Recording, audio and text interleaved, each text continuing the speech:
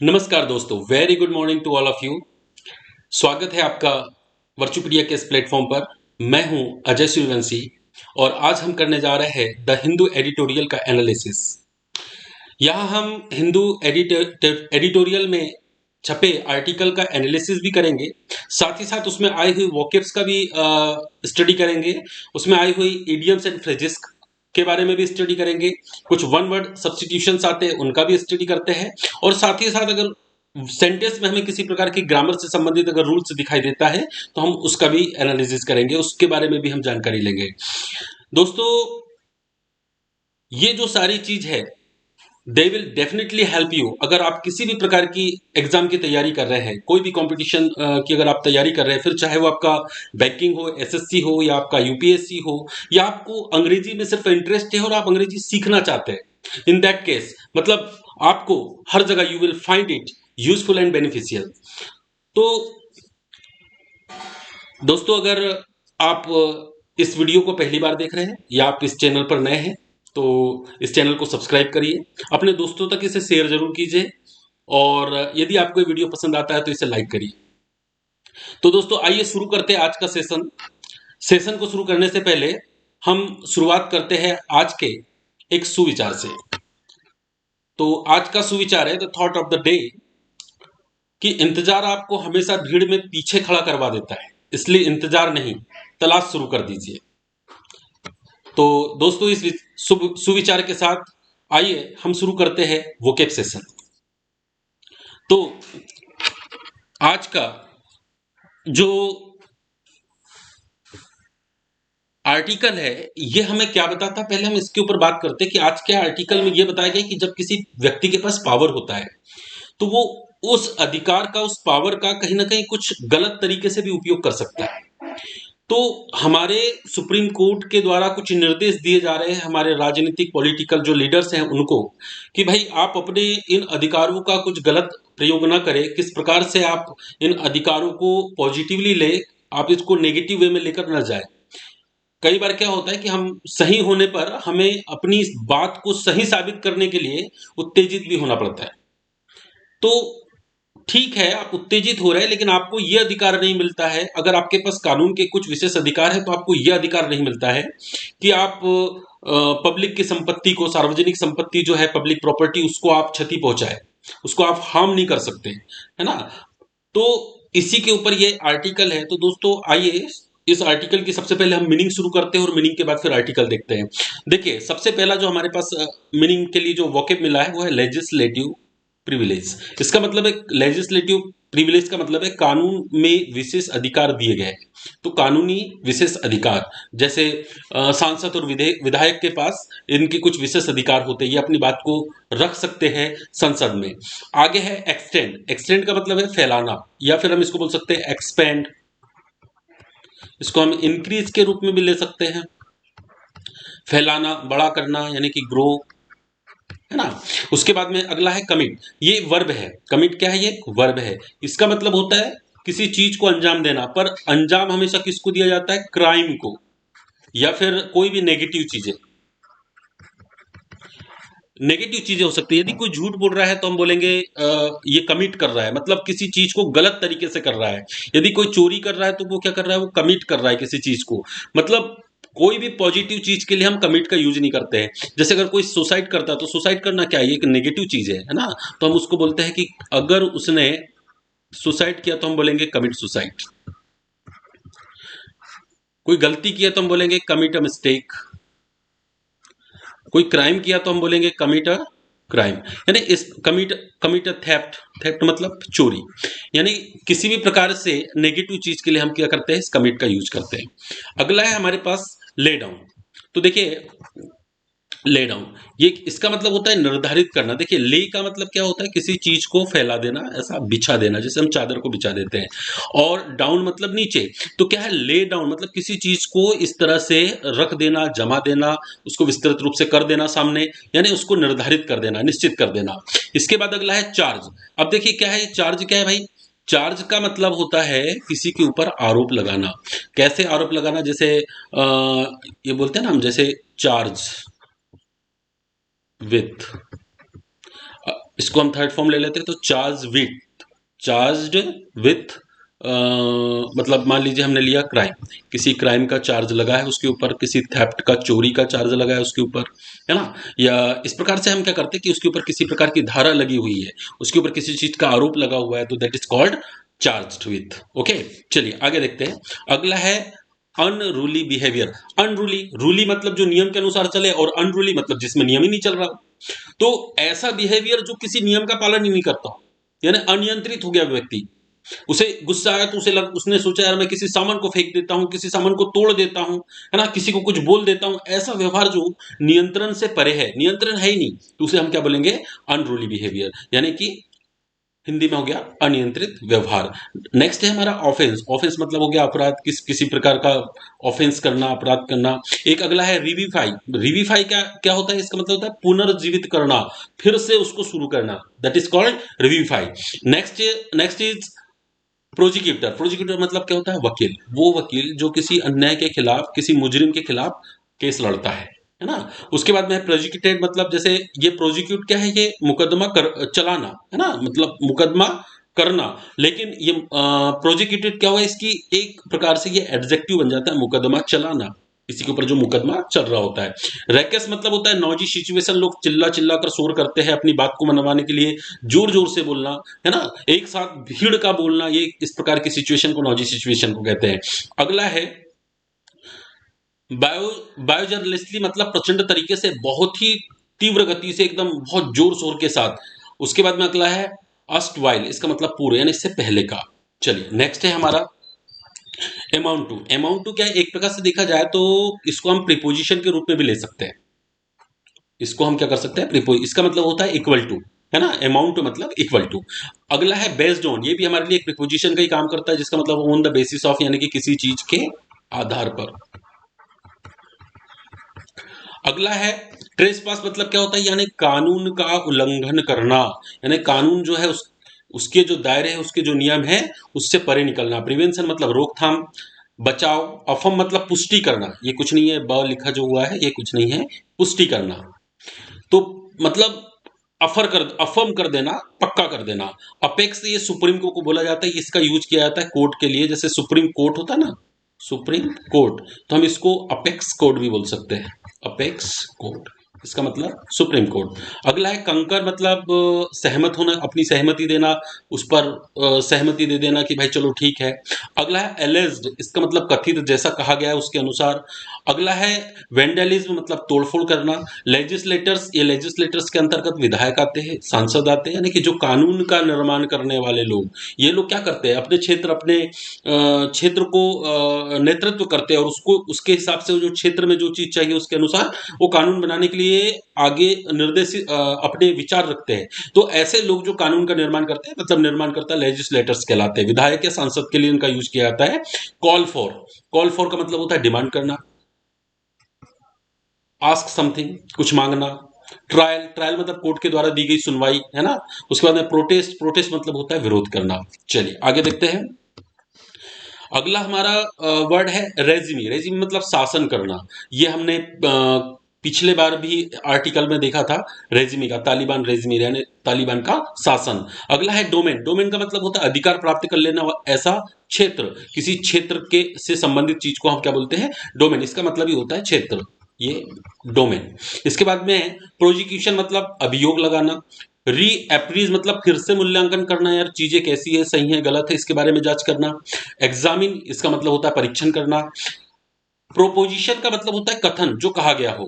In good faith, इसका मतलब होता है कि सही मन से या सही नियत से। जैसी यदि अगर आप कुछ काम कर रहे हैं, अगर वो सही नियत से है या नहीं। जैसे हम इसको एक सेंटेंस में देखने की कोशिश करते हैं कि आई केम हियर, भाई मैं यहाँ आया हूं, लेकिन कैसे आया हूं? In good faith, in good faith, मैंने, मेरी नीयत यहाँ आने की जो है वो अच्छी है। या आई हेल्प्ड हर, मैंने उसकी मदद की है इन गुड फेथ, अच्छे नियत से मैंने मदद की, कोई एहसान दिखाने के लिए मदद नहीं की है। अच्छा आगे देखते हैं। अगला है हमारा थ्वाटिंग। थ्वाटिंग का मतलब होता है किसी चीज को सफल होने से रोक देना, विफल कर देना, यानी उसको आगे नहीं बढ़ने देना। लेजिस्लेटिव प्रिविलेजेस का मतलब होता है विशेष कानूनी अधिकार, या हमने शायद इससे पहले शुरुआत में भी देखा था। इसके बाद में असेंशियल, असेंशियल का मतलब होता है नेसेसरी, जरूरी, आवश्यक। यट टू जो है सेंटेंस में जब यूज किया जाता है, इसका मतलब ये होता है कि अभी कुछ होना बाकी है, यानी जो काम है, काम का होना बाकी है। जैसे अगर हम ये लिख दें कि I am yet to take food, it means what, भाई मैंने खाना खाने वाला हूँ और अभी भी खाना खाने वाला हूँ, मतलब अभी मैंने खाना नहीं खाया, मैं खाना खाने वाला हूँ। इसमें देखिए नॉट लगा हुआ नहीं है, पर ये यट क्या करता है, इसको नेगेटिव बता दो, ये जो काम है ये काम नहीं हुआ है। I am yet to take food, I am yet to go there, मैं अभी भी वहां जाने वाला हूँ, मतलब अभी गया नहीं हूँ, है ना। ऐसे सेंस में हम येट टू का यूज करते हैं। अगला है वेल एडवाइज्ड। देखिए वेल एडवाइज मतलब सेंसिबल, इंटेलिजेंट, यानी कि जिसको सलाह दे दी गई हो। तो जिसको सलाह मिल गई उसके अंदर क्या होता है, सेंस आ जाता है, उसके अंदर नॉलेज आ जाता है, वो इंटेलिजेंट बन जाता है, वो समझदार बन जाता है। हम इसको सेन भी बोल सकते हैं कि भाई वो बुद्धिमान हुआ। तो कैसे हुआ बुद्धिमान, ज्ञानी कैसे हुआ, उसको एडवाइस दी गई ना किसी ने, तो बुद्धिमान हो गया। अगला है, ये स्पेलिंग गलत, क्यू, क्यू, हाँ, इस क्यू मतलब हिंट, इसको हम क्लू भी बोलते हैं, है ना। तो क्यू मतलब हिंट। अच्छा अगला है step down. Step down means what, step down का मतलब होता है रिजाइन दे देना, अपने पद का त्याग करना। वैसे तो स्टेप डाउन का मतलब होता है नीचे आना भी, स्टेप यानी कदम, और डाउन मतलब नीचे। तो आप इसको बोल सकते हैं कि नीचे आना, या फिर नीचे गिरना भी हो सकता है आप, या फिर अचानक सक्सेस के बाद में वो वापस डाउन आ जाता है, तो हम उसको भी हम बोल सकते हैं स्टेप डाउन। अगला है हमारे पास ड्यू प्रोसेस, यानी कि जो कानूनी प्रक्रिया है उसके लिए हम क्या यूज करते हैं, ड्यू प्रोसेस। इसको हम कई इसमें भी करते हैं कि भाई कोई ड्यूज वगैरह अगर बाकी है तो हम उसको पहले पे कर देते, उसके बाद आगे काम करेंगे। तो इस पैराग्राफ में जो इसका मीनिंग निकल कर आ रहा है वो है ड्यू प्रोसेस। चलिए, तो ये हमारी वोकेबलरी हो गई। इसमें हमने ग्रामर से संबंधित एक चीज देखी जो बहुत इंपॉर्टेंट है, वो है यट्टू। यट्टू का मतलब होता है कि काम का होना अभी बाकी है, काम का होना अभी बाकी है। कुछ नहीं है, इसको normal sentence is am are के सेंटेंस के द्वारा हम यूज कर सकते हैं। जैसे अगर हम बोले, हम ये कहते हैं कि am I am yet to take medicine. तो इसका मतलब भाई मैं अभी जो है मेडिसिन मुझे लेना है, अभी मैंने मेडिसिन लिया नहीं है, अभी लेना है मुझे। या हम बोलेंगे कि पापा is H to have dinner, है ना। अभी पापा जो है वो डिनर करने वाले, वो अभी पापा ने डिनर किया नहीं है, वो अभी करेंगे। तो यट टू जो है आने वाले टाइम के लिए यूज किया जाता है। तो चलिए हम आगे शुरू करते हैं हमारे आर्टिकल को। देखिए आर्टिकल में ये दिया है हेडिंग, देखिए इसकी, law and law makers. Law मतलब कानून, और लॉ इसमें लग गया है मेकर्स यानी बनाने वाले, यानी कानून को बनाने वाले। लॉ एंड लॉ मेकर्स, कानून और उसके निर्माणकर्ता, उसके निर्माता। एससी, इस एससी का मतलब है सुप्रीम कोर्ट। इज राइट, कह रहा है एडिटर के अनुसार कि जो सुप्रीम कोर्ट है ये बिल्कुल सही है। इन सेइंग, कि उसका ये कहना है, ये इसने जो सुप्रीम कोर्ट ने कहा है वो बात बिल्कुल सही है कि लेजिस्लेटिव प्रिविलेज मतलब जो कानूनी विशेष अधिकार है, कैन नॉट बी, ये जो है can not be a cover, ये ढाकने के लिए नहीं है, छुपाने के लिए नहीं है, फॉर क्राइम्स यानी किसी अपराध को। इन द हाउस, हाउस का मतलब वैसे तो मकान होता है, पर यहां पर जो है इसका मतलब निकल रहा है संसद भवन, है ना। कि संसद भवन में जो विधायक या संसद जो है वो अपनी अगर किसी प्रकार का क्राइम करते हैं, तो ये दरअसल उनको विशेष अधिकार कानून ने दे रखे, उन्हें पावर्स दे रखे। तो ये जो पावर्स हैं यानी कानून के अनुसार के कानून के द्वारा दिए गए जो पावर्स है, इनका ये संसद में किसी प्रकार का गलत उपयोग नहीं कर सकते, या अपने क्राइम को ढक नहीं सकते, छुपा नहीं सकते। तो देखते आर्टिकल आगे क्या कहता है। देखिए कह रहा है आर्टिकल की, the supreme court ruling that legislative privilege cannot be extended to provide legal immunity to criminal acts committed by lawmakers ought to be welcomed for two reasons। अब देखिए बात यह है कि जो सुप्रीम कोर्ट है, तो सुप्रीम कोर्ट ने क्या किया,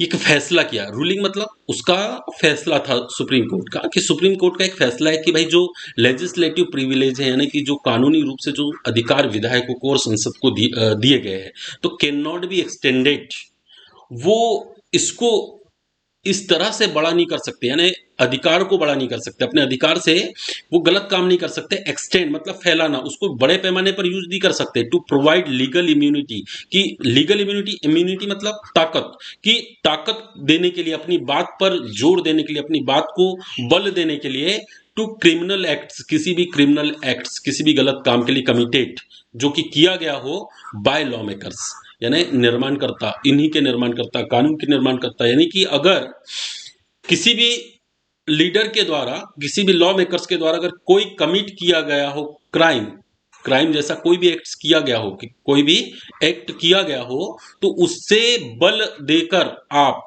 सही साबित नहीं कर सकते। किसके द्वारा? इस कानून के द्वारा दिए गए अधिकारों के द्वारा। ओट टू, अब ये ओट टू का मतलब क्या है? हम बता रहे कि भाई ऐसा जो है होना चाहिए कि ओट टू बी वेलकम। और ये किसके लिए कह रहा है? ये सुप्रीम कोर्ट ने जो रूल्स दिए हैं, सुप्रीम कोर्ट ने जो ये रूल्स दिए, यानी सुप्रीम कोर्ट ने जो फैसला सुनाया है, ओट टू बी वेलकम, तो इस फैसले का स्वागत करना चाहिए। फॉर टू रीजन, इसके दो कारण है, कि दो कारणों से सुप्रीम कोर्ट का जो फैसला है उसका स्वागत करना चाहिए हमें, कि किसी भी प्रकार के कानूनी अधिकार का आप अपने क्राइम को छुपाने के लिए लॉ मेकर्स कभी भी उपयोग नहीं कर सकते। It lays down that legislators charged with unruly behavior that result in offense under penal laws cannot be protected either by their privilege or their free speech rights। अब देखिए यहां तक समझते हैं भाई। ले डाउन मतलब मैंने बताया था किसी चीज का निर्धारण करना। भाई इसने क्या किया? ये निर्धारण कर दिया है, ये निर्धारित कर दिया है, तय कर दिया है दैट कि लेजिस्लेटर्स जो है, जो विधायक जो है, जो सांसद वगैरह जो है, ये चार्ज विद अनरूली बिहेवियर, कि वो जो है चार्ज, यानी उन पर लगाए गए हैं जो अनरूली बिहेवियर का आरोप, उन पर आरोप जो लगा है अनरूली मतलब अनियंत्रित व्यवहार किया उन्होंने, अनबियरेबल व्यवहार किया है, दैट रिजल्ट जिसका कि परिणाम, इन ऑफेंस जो कि क्राइम के रूप में है, अंडर पेनल लॉ मतलब कानूनन रूप से देखा जाए तो कैसा है वो? अपराध के रूप में, कैन नॉट बी प्रोटेक्टेड, उसे वो इस पावर के द्वारा प्रोटेक्ट नहीं कर सकते, कैन नॉट बी प्रोटेक्टेड इधर। फिर क्या कह रहा है? या तो बाय देयर प्रिविलेज, यानी अपने वो बल, जो भी उनके पास अधिकार है उनके द्वारा, या फिर देयर फ्री स्पीच राइट्स, उन्हें बोलने की जो स्वतंत्रता दी गई है। भाई वो अपनी बात को रखने के लिए सांसद में जब जाते हैं तो क्या करते हैं? वो चिल्ला चिल्ला कर बातें करना, या सामान को तोड़ फोड़ करना, पीट पीट कर बातें करना किसी टेबल पर जोर जोर से, तो इससे क्या होता है? चीजों का टूटना फूटना होता है। भाई इसका अधिकार नहीं देता है। ये तो पहला हुआ कि आप ऐसा नहीं कर सकते। दूसरा है कि second, the decision revivifies the law relating to prosecutor's role. अब प्रोसिक्यूटर्स रोल मतलब जो वकील की जो भूमिका है, इसके लिए ये पुनर्मूल्यांकन फिर से बात करते हैं, है ना? तो क्या करते हैं भाई? देखिए फिर से वो बल प्रदान करने वाली बात आ रही है कि in withdrawing on ongoing criminal cases, अगर कोई केस चल रहा है, ऑन गोइंग क्रिमिनल केस मतलब ऑन में मतलब जो जारी है, जो चल रहा है, तो जो चल रहा है क्रिमिनल केस, उसके लिए जो वकील है इसकी भूमिका बहुत महत्वपूर्ण होती है। और वो वापस, विड्रॉ मतलब वापस केस लेना, वो वापस भी केस अगर लेना चाहे तो फिर इसके लिए भी बल प्रदान नहीं करती है, कि आप ऐसा नहीं कि अपना केस वापस ले लो। कह रहा है कि द LDF गो वन मेंट इन, देखिए यहां पर जो है क्या कहा जा रहा है कि वन मेंट इन केरला, देखिए केरला में क्या हुआ था? Has suffered a setback. तो केरला में ये हुआ, ये था दरअसल कि as it strongly favoured the withdrawal of case against 6 member, वहां जो 6 लोग थे sought to be prosecuted for creating a ruckus, वो चिल्ला चिल्ला कर अपनी बात को बता रहे थे, है ना? और उन्होंने क्या किया? अपनी बात को सही साबित करने के लिए इन द असेंबली, यानी कि संसद भवन में, ऑन March 13 यानी 13 मार्च 2015 की बात है। तो उन्होंने क्या किया कि अपनी बात को चिल्ला चिल्ला कर रखे सामने, when they boisterously tried to interrupt the presentation और जो अपनी प्रस्तुति कर रहे थे उसको इंटरप्ट कर रहे थे कि भाई कोई दूसरा नहीं बोल सकता, हम ही बोलेंगे। ऑफ द बजट प्रेजेंटेड, जब बजट को प्रेजेंट किया जाता था, किया जा रहा था बाय द अर्स्टवाइल यूडीएफ रिजिमी, इस यूडीएफ रिजिमी के द्वारा जो पूर्व में जो बजट पेश किया जा रहा था, तो लोग इसका विरोध कर रहे थे। और उसके लिए क्या कर रहे थे वो देखो रैकेस कर रहे थे, मतलब बहुत जोर जोर से चिल्ला रहे थे, है ना। और वो उसके अगेंस्ट ये कितने लोग थे, ये 6 लोग थे, है ना। वो 6 लोग थे और जो कह रहे थे कि इसे वापस लेने का फेवर कर रहे थे। तो किसका फेवर कर रहे थे, वापस लेने का। अच्छा, सेट बैक मतलब वही गिरावट, वो पीछे करने की बात कर रहे थे। और वो भी कैसे कर रहे थे, स्ट्रांगली, बहुत ही बलपूर्वक इस बारे में बात कर रहे थे। और देयर एक्शन, और वो जो कर रहे थे यानी देयर एक्शन रिजल्टेड, उनके एक्शन का परिणाम क्या हुआ, उनके एक्शन, भाई वो इसका विरोध कर रहे थे कि यार ये वाला हमें जो बजट है पसंद नहीं है, इसको मतलब हम स्वीकार नहीं करते। परंतु इसके लिए क्या किया उन्होंने, बलपूर्वक इसको इसका विरोध करना चालू किया। और इसका परिणाम क्या होता, बाय रिजल्ट मतलब बाय रिजल्टिंग इट, मतलब एक्शन जो है इसका रिजल्टेड क्या हुआ, इन डिस्ट्रक्शन, क्या हुआ, विनाश हुआ, है ना। क्या हुआ, डिस्ट्रक्शन मतलब विनाश, डैमेज मतलब टूट फूट हुई, टू सम आइटम्स, कुछ सामान का, amounting to a loss of 2.20 lakh, यानी लगभग 2,20,000 का नुकसान हो गया। भाई फर्नीचर टूटे, उन्होंने एक दूसरे को मतलब जैसे ही एलिगेशन करना चालू किया, एक दूसरे के ऊपर आरोप लगाना चालू किया, अपने अधिकारों का बलपूर्वक इस्तेमाल करना चालू किया, तो फिर क्या हुआ, वहां पे चीजों का टूटना फूटना हुआ। और उस टूटने फूटने के चक्कर में क्या हुआ, संसद का, यानी कि संसद में जो सामान है, सरकारी सामान क्या है, पब्लिक का सामान है, तो जो पब्लिक प्रॉपर्टी है वो क्या हुआ, वहां पर क्षति हुई, उसकी नुकसान हुआ। और वो नुकसान लगभग कितना हुआ, 2,20,000 रुपए के आसपास हुआ। तो यही बात कही जा रही है कि based on the assembly secretaries, मतलब जो असेंबली का जो सेक्रेटरी है उसके बयान के अनुसार, कंप्लेंट उनके उसके शिकायत के अनुसार, वो करीब 2,20,000 का उन्होंने नुकसान कर दिया। अभी नुकसान की भरपाई कौन करेगा भाई, है ना। भाई आपको लेजिस्लेटिव तो दिया, पावर्स तो दिए गए हैं, आपके पास शक्ति तो है, तो आप उसका बलपूर्वक क्यों उपयोग कर रहे हो। आप अपनी बात को सभ्यता से, आप अपनी बात को एक रूल के अंदर दायरे में रहकर आप कर सकते हो, आप अपने बल का प्रयोग गलत तरीके से नहीं कर सकते। तो कह रहे कि the police registered a case, police ने इस केस को रजिस्टर भी किया था, दर्ज भी किया था, एंड लेटर, और बाद में फाइल्ड, दर्ज किया, ए चार्जशीट, फिर एक चार्जशीट भी दर्ज की उन्होंने अगेंस्ट देम, वो 6 मेंबर्स के खिलाफ, फॉर कमिटिंग मिस्चिफ, उनने वो जो गलत काम किया था, मिस्चिफ मतलब वो गलत काम है ना, जो उन्होंने क्षति पहुंचाई थी चीजों को, तो उसके खिलाफ उन्होंने क्या किया, फिर चार्जशीट दायर किए। एंड फिर उसके बाद और ट्रेस पास, या और उन्होंने कानून का उल्लंघन किया था उस चीज का भी, अंडर द आईपीसी मतलब आईपीसी के तहत, एंड डिस्ट्रॉइंग पब्लिक प्रॉपर्टी, यानी इस बात के लिए कि आपने पब्लिक प्रॉपर्टी का नुकसान किया है। तो under the prevention of damage, यानी वो जो डैमेज हुआ था उसकी रोकथाम के लिए, उसे प्रिवेंट करने के लिए, टू पब्लिक प्रॉपर्टी, यानी कि पब्लिक की प्रॉपर्टी, सार्वजनिक संपत्ति जो है, एक्ट 1984 के तहत, यानी कानून 1984 में जो बना था कि भाई पब्लिक प्रॉपर्टी को आप नुकसान नहीं पहुंचा सकते, तो उस कानून के तहत उन्होंने ये केस को फाइल कर दिया। तो दिस ईयर, इस साल की बात है, कि द चीफ जुडिशियल मजिस्ट्रेट, ये जो मुख्य न्यायिक अधिकारी है, जो मजिस्ट्रेट है, इन्होंने क्या, Thiruvananthapuram had rejected the application by the public prosecutor for withdrawal from prosecution. भाई ये जो अपराध किया गया था, इसे क्या किया कि इसके जो वकील है, प्रोसिक्यूटर है, ये वापस लेना चाह रहे थे, लेकिन ये जो चीफ जुडिशियल मजिस्ट्रेट है तिरुवनंतपुरम में, इन्होंने क्या किया भाई, इसको पूरी तरह से रिजेक्ट कर दिया, मना कर दिया कि भाई इसे वापस नहीं ले सकते आप, केस को खत्म नहीं किया जा सकता। In order that was later affirmed, और बाद में इस ऑर्डर की पुष्टि भी की गई, किसके द्वारा, by the Kerala high court, यानी केरल की जो हाई कोर्ट है उसने इसकी पुष्टि की, इसको बताया, सत्य बता दिया कि भाई सही बात है, वो मना कर दिया गया था केस को वापस लेने से। कह रहा है कि it is not surprising that the apex court conquered with these decision, और इसमें कोई सरप्राइज होने की बात नहीं, कोई आश्चर्य की बात नहीं है कि जो मतलब जो डिसीजन लिया गया था, तो एपेक्स कोर्ट यानी जो सुप्रीम कोर्ट है वो सहमत हो गई उस बात की कि नहीं यार, ये फैसला वापस मत लो, ये जो मतलब इनका जो केस है वापस नहीं होना चाहिए, इसके लिए उन्होंने जो डिसीजन दिया उसमें कोई आश्चर्य की बात नहीं है। As it is indeed an unacceptable argument that और कह रहे कि ये अनएक्सेप्टेबल आर्गुमेंट पक्का है दैट कि कौन सा आर्गुमेंट दैट एलिस जैसे कि कथित रूप से कहा गया था वंडलिज्म मतलब तोड़फोड़ जो हुई थी वो टुक प्लेस वो घटित हुई थी। टुक प्लेस मतलब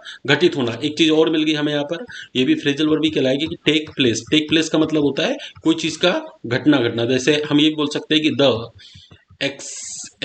accident took place near the square.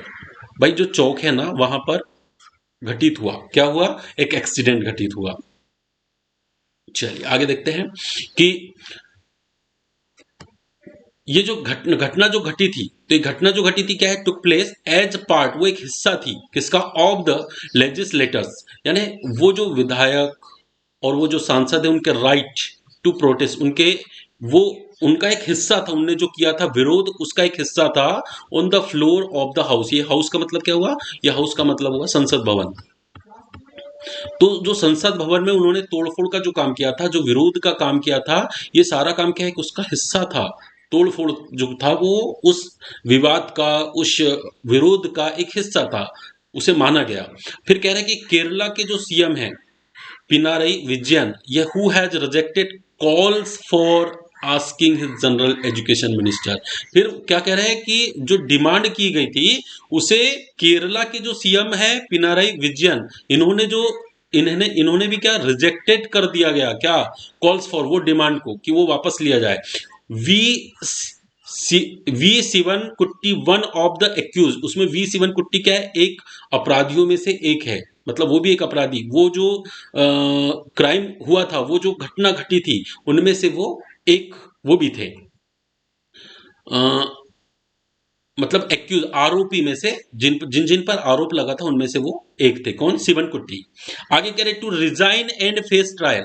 भाई कह रहे कि उन्हें क्या करना चाहिए, रिजाइन कर दिया था, यानी रिजाइन कर दिया था, और फेस और ट्रायल का मतलब कोर्ट के द्वारा जो फैसला सुनाया जाएगा उसका वो सामना भी कर रहे थे। और maintains that the matter ought to have been seen। देखिए यहां पर क्या है, बात को समझिए कि ought to क्या है, ये ought to का यूज हम सलाह देने के लिए करते हैं, कब के लिए, भविष्य के लिए। लेकिन अगर पास्ट में कोई काम करना था तो हम इसको क्या करते हैं, इसको ought to, इसके बाद में हैव, और इसके बाद third form of the verb लगाकर हम इसको पास्ट की चीजें बनाते हैं। तो यही तो कह, यहां पर ये पास्ट में बात जा रही है कि मेंटेन्स दैट, क्या बोल रहा है कि maintains that the matter ought to have been, यानी वो जो मेंटेन किया गया था, वो जो मैटर था वो होना चाहिए था, seen as a political protest and something that should not have been taken into the domain of criminal prosecution. कह रहा है कि वो उसे किसी भी प्रकार से वो एक आपराधिक रूप से नहीं करना चाहिए था।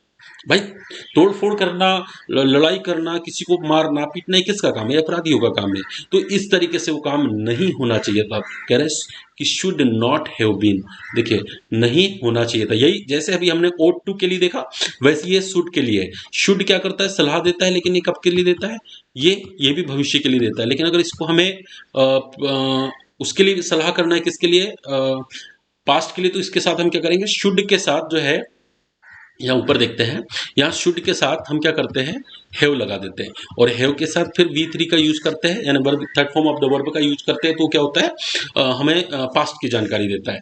अब देखिए आगे क्या हो रहा है कि he is indeed right when he says that courts ought not to reappraise a prosecutor's decision to withdraw a case। भाई ये बिल्कुल सही बात थी, इंडिट यानी बिल्कुल सच में सही बात थी, सही था कि ये कहना उनका कि ये किसी भी प्रकार से रीअप्रेज मतलब फिर से, इसको फिर से मत देखो, प्रोसिक्यूटर से डिसीजन, यानी कि वो जो वकीलों के जो डिसीजन है उसको फिर से मत देखो। फिर से देखने की जरूरत ये नहीं है कि विड्रॉल अ केस, यानी केस को वापस लेने के लिए, एंड और that they should only examine whether the prosecutor had applied his mind independently. देखिए क्या कह रहा है कि वो जो कई बार ऐसा भी तो होता है, वकील के ऊपर बाहरी दबाव आ जाते हैं, राजनीतिक प्रेशर आ जाते हैं और उस दबाव के चलते, कुछ डर के चलते, कुछ लालच के चलते व्यक्ति क्या करता है, अपने माइंड का इस्तेमाल ना करके सामने वाला जैसा बोलता है वो वैसा काम कर देता है ना। तो कह रहा है कि माइंड इंडिपेंडेंटली, मतलब उसका जो दिमाग है वो स्वतंत्र रूप से वो अपने दिमाग से काम कर रहा है या नहीं कर रहा है, या किसी के दिमाग में तो काम नहीं कर रहा है। तो ये कहा है कि पहले एग्जामाइन करो, है ना, उसका परीक्षण तो करो कि वो जो प्रोजिक्यूटर है, वो जो वकील है, वो अपने दिमाग का इस्तेमाल स्वतंत्रता पूर्वक बिना किसी भय में या बिना किसी लालच में या बिना किसी के दबाव में कर रहा है या नहीं कर रहा है। भाई केस वापस लेने के लिए कैसे कर रहा है, मैं केस वापस लेता हूं कैसे बोलता है वो, भाई हो सकता है उसके ऊपर कोई पॉलिटिकल प्रेशर आया हो। However there is equal force in proposition that it is court's duty. बात आ रही है कि ये कोर्ट का कर्तव्य बनता है, कोर्ट का कर्तव्य बनता है कि जो भी अभियोग जो है या इक्वल तरीके से वो फोर्स करे या जांच पड़ताल करे to decide whether the withdrawal is a good faith, कि सही नीयत से वो विड्रॉल का काम हो रहा है या नहीं, कि उस ये जो केस को वापस लेने का जो काम है, इसके पीछे का उद्देश्य उसका सही है या नहीं, उसकी नीयत तो सही है या कुछ और बात है। Is in the interest of public policy, और ये इंटरेस्ट मतलब इंटरेस्ट ऑफ पब्लिक पॉलिसी मतलब यानी जनता के लिए जो पॉलिसी बनी है उसके पक्ष में, उसके हित में है या नहीं, उसके हित को देखते हुए, नियत को देखते हुए, उस प्रोजिक्यूटर की जो है नियत को देखते हुए उसको मतलब उसके खिलाफ या उसके पक्ष में फैसला देना चाहिए। एंड इज नॉट एम्ड, जिसका कि एक लक्ष्य भी नहीं होना चाहिए। एम्ड मतलब वो इसका कहीं उद्देश्य ऐसा तो नहीं है, at thwarting the process of law, कानून की जो विधि, कानून की जो प्रोसेस है ना, उसको खंडित तो नहीं कर रहा है वो। थ्वाटिंग, थ्वाटिंग मीन्स व्हाट, थ्वाटिंग मीन्स कि उसको विफल तो नहीं कर रहा है या उसको सफल होने से रोक तो नहीं रहा है। Legislative privilege and parliamentary free speech are necessary elements of lawmakers freedom to function. भाई ठीक है, लेजिस्लेटिव प्रिविलेज क्या है, यानी कि जो कानूनी अधिकार जो दिए गए हैं पार्लियामेंट्री फ्री स्पीच के लिए, यानी कि आपको बोलने का जो अधिकार दिया है ये बहुत जरूरी भी है, ये जरूरी तत्व है। जो लॉ यानी कि जो कानून को मेकर्स यानी कानून बनाने वाले हैं इनके लिए, कि वो स्वतंत्रता रूप से कार्य को संपादित कर सके, फंक्शनिंग कर सकते, फंक्शन मतलब कार्य को क्रियान्वित कर सके, इसलिए उसको पावर्स दिए गए कि भाई इसके द्वारा अगर कुछ बोला जाए तो उसको पब्लिक भी मानते हैं, उसको अधिकारी भी मानते हैं, तो उसके पास पावर है। बट लेकिन it is difficult to disagree, परंतु ये मुश्किल होगा इस बात से असहमत होना कि with the court's conclusion that an alleged act, कि कोर्ट ने इस कोर्ट का जो निष्कर्ष निकला, जो लास्ट उसका जो फैसला निकला कि that एलिज्ड act of destroying public property with in the house, कि जो कथित रूप से जो एक्ट हुआ था और पब्लिक प्रॉपर्टी का जो डिस्ट्रॉय हुआ था, मतलब उसका जो नष्ट हुआ था, उसको जो क्षति पहुंची थी with in the house, house मतलब वही संसद भवन के अंदर, कैन नॉट बी कंसिडर्ड, उससे नहीं स्वीकारा जाएगा, उसे सहमति नहीं दी जाएगी। Essential for